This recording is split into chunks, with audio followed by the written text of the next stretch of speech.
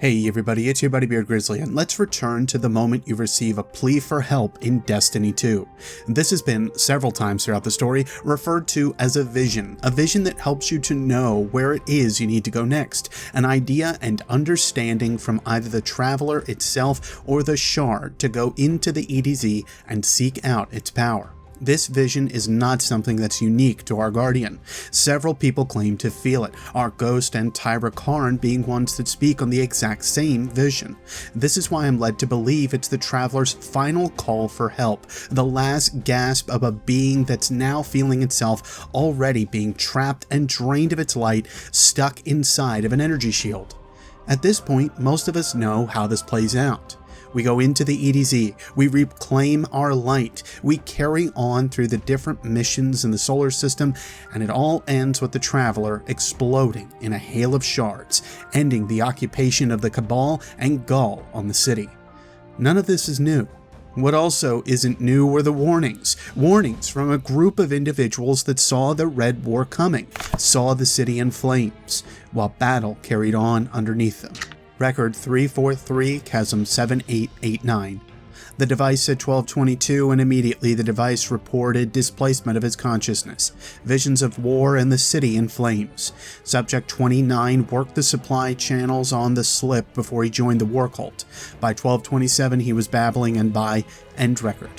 These visions, however, were brought about by a device, a machine that was crafted by man by technology possibly graced to us by knowledge of light or of the Vex from the days before our Guardian even existed. Ishtar Collective's Maya Sundaresh is mostly known as being one that chronicled these events, and the war cult built upon this information. What we are dealing with today is something that can't always be explained, doesn't always have a basis in fact, and definitely is more realm for spinfoil than anything else. Keep everything I'm about to say within the realm of possibility as we go along. Anyway, the item that's triggered these thoughts in me, that has made me stay up way too long and contemplate some philosophical points, is the chill of winter. The dawning comes once a year. Some wish it would take a little longer. They're travelers, little snowy travelers. Jasla looked down at the snowman again, the lower body with ice pieces held in orbit by twigs, just like what was in the sky behind her partner. It's a coincidence, but she knew it wasn't. The torso deliberately shaded with what? Coal? Blackened on the bottom, just like what was in the sky until a few months ago. We both know it's not. Not after what he drew last week. And now this. One dead traveler, one alive traveler, another traveler for a head. What's the other one? Jasla gestured at a well-formed sphere a few feet away, hollowed out, overgrown with vegetation that their son had obviously placed there, neatly, deliberately. That one is why I think we need to talk to Lakshmi about him. Jasla didn't look up.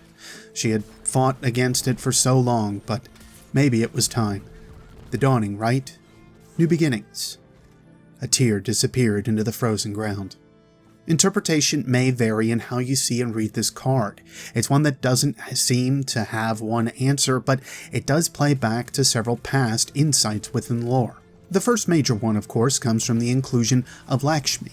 This most likely indicates Lakshmi too, the mysterious leader of future war cult, who sits at her station and reviews countless pieces of information that may link back to how the city could be impacted by future events. This carries back to what we read earlier on, with a person using the device having a vision of the city in flames. This isn't the only case of this happening, but it seems the majority of members have a response and a vision similar to this one. In a later record underneath the same card, record 343 Chasm 7891, 47 human subjects, 11 report timelines in which the darkness has already prevailed, 13 report timelines in which the city has fallen, 23 babbled madness, hopeless, trapped. No wonder the device was abandoned. The human mind is too weak for it, too weak to look into the future or to understand what it sees. What the situation calls for, little ghost, is a better sort of witness. We found you in pieces in Siberia and repaired you as well as we could. What do you say? Are you well enough to travel? End record. This record indicates how many seem to be able to recall the same vision, but that seems to be half the time. The other half that are successful are able to see another side, one where the darkness is won. We don't know the exact details of these visions, and that I will, of course, offer to the purview of yourselves to question, especially to the vision of this child within the Chill of Winter card. It still, however, begs to question what separates those that see one vision to another, and what may turn others into a babbling mess. Obviously, the War Cult operator states the point he believes is the case. The human mind is not able to handle the machine, and thus why it was abandoned. Certain members that use it are sent into shock, babbling fits, or, in worst case, death. The mind seems too weak to digest what it is they see, unable to possibly accept what it is they've been given. This has always and ever shall be the difference of those that experience visions even today. Some are able to embrace the ideas that they bestow, and you get names like Nostradamus, who can supposedly see the future, or even Plato and Socrates, those whom are able to have thoughts about matters that seem above the commonplace man. To this end, I present an old name that is seldom spoken of anymore, one that might know of the Traveler's Station better than anyone at this point: Alpha Lupi. To those unfamiliar, Alpha Lupi had called up ideas on what the Traveler had done throughout the solar system, changing the planets with light, like that of Venus, Mars, even referencing the moons of Io and Titan now that we have full reveals of these moons. Life waits inside this world's bones. Your voice flows across the red rock and through the dead valleys, speaking in code and goads. Ancient volcanoes swell, exploding at their peaks and splitting wide along their shoulders. Ash clouds blacken the starved air. A fossil ocean of ice softens and collapses. Geysers erupt, tall as mountains, throwing up steam and clouds. Every moment matters. And from a great distance, in the midst of 1,000 careful disasters, you watch the transformation with your own eyes. The rose has blossomed. A cold giant shows its night face to you. Distant moons slide past, icy little comets enslaved by a splendid master. The lightning bolts and high clouds sweep away, and you burrow into a sea of liquid hydrogen that boils out the long gash. You put yourself on the perfect trajectory, and for a fraction of an instant you allow yourself the luxury of confidence. The largest piece we learn from Alpha Lupi, however, is the nature of the Traveler's visions, something that, for me, has seemingly been in hiding this entire time, just in plain sight. The best voices, voices that truly matter, never allow themselves to be heard. This lesson is worth learning again and again, forever. Your voice moves as a whisper, murmuring inside larger winds. Only the trusted few can absorb what is necessary.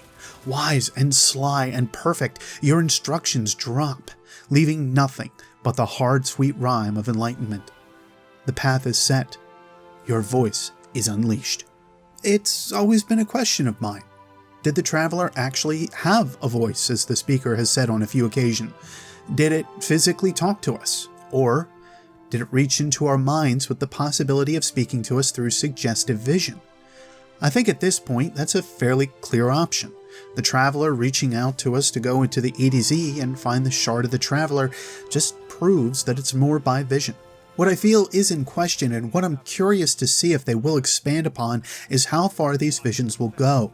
We know that there have been visionaries around the tower in the early days of the city, those like Ulantan and the Symmetry faction, Toland, Osiris, Alpha Lupi's cryptic puzzles, the validity of the War Cult's visions. And now a child in the snow, building 4 Traveler-like objects that seem to lead to something else. Another vision of the future that is yet to be catalogued by those that seek to do so.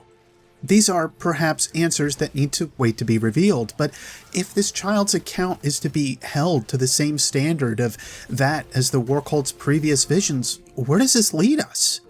Does the Traveler's beating heart rip from the shell that it holds and become something else? Does it leave us here, or perhaps become something different to lead us into another age? Judging by the moss and ivy that would be overgrowing the shell of the traveler, my thoughts go to a darker area, one where the darkness may actually win. Or perhaps one of hope, where the darkness is pushed back, the traveler able to go where it needs to, and us following another possible future, like that scene in the Vault of Glass and Dead Orbit. After all, ivy and moss growing on this shell could indicate that Earth is abandoned at this point, and we're long far gone. If this is the case, do I count this as a link to Destiny 3? Do I consider this being where they may take us later? We can now couple reliably the city on fire with that of the visions of the war cult. The visions are, however, just that. Sometimes they can lead to averting crisis or helping that crisis along. Sometimes they change you for the better, or sometimes for the worst. Sometimes taking them too far to heart, like that of a horoscope, could negatively influence what you do in life, how you might act, or what you feel will happen in your life, directly impacted by that vision or by that prophecy. Whether you choose to rise and meet what's presented to you, that's up to you. And so it goes in the city, just the same, with visions, prophecies, and guidance being from questionable sources as they may be, or even from those we trust. At the end of the day, that's all that matters. How do you interpret this information? My thoughts on visions continue to go more into a realm of feeling than they do on proof and truth. This is definitely an open-ended discussion at this point, and one that deserves to be brought up with what we know of so far. Let me know below your thoughts on these visions, or perhaps others that I haven't brought up here. Otherwise, you know the buttons to press to let me know what your thoughts are with this content, and subscribe to me for more thoughts and ideas on Destiny's lore with other games coming up in the future. We're also quickly approaching the end of the holiday season, so I do wish you all a Merry Christmas, Happy Hanukkah, Kwanzaa, whatever else you may celebrate, even if it is just the dawning. Happy holidays, be safe, and I'll see you next Spacetime Guardians. Take care.